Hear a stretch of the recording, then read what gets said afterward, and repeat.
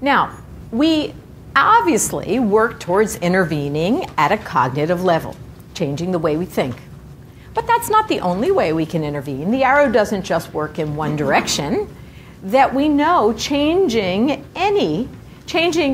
affect, behavior, or physiology can play a role on how we think. But how do we change affect? Affect is the goal. It's the dependent variable. We're trying to reduce distress. But can we access affect directly? Don't feel bad. That's bogus.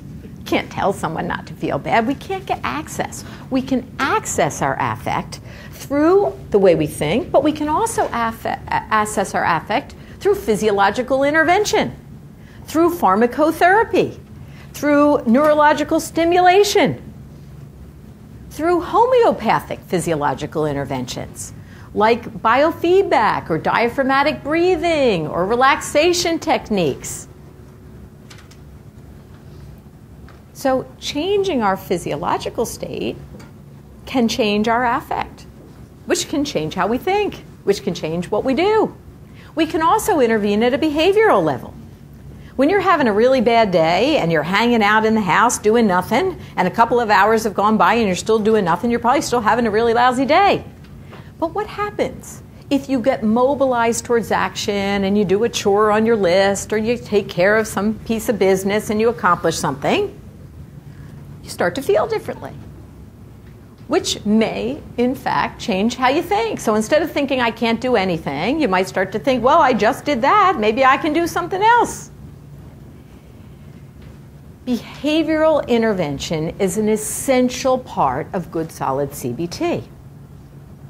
Because behavioral change provides the data for cognitive change to be able to take place. Behavioral change also in itself can produce some symptomatic relief, but the problem with behavioral interventions and physiological interventions is they do just that. They produce symptom relief, but they don't address the underlying issue. And as a result, physiological interventions work, behavioral interventions work, but they don't produce enduring change. Because you stop the medication, you relapse. You stop being distracted, the problem that was bothering you comes right back. So it's not enough. And we're pragmatic as cognitive behavioral therapists. If it makes sense to have medication or neurostimulation or any other, or it makes sense for behavioral change to take place, put it in the equation. But it's not enough.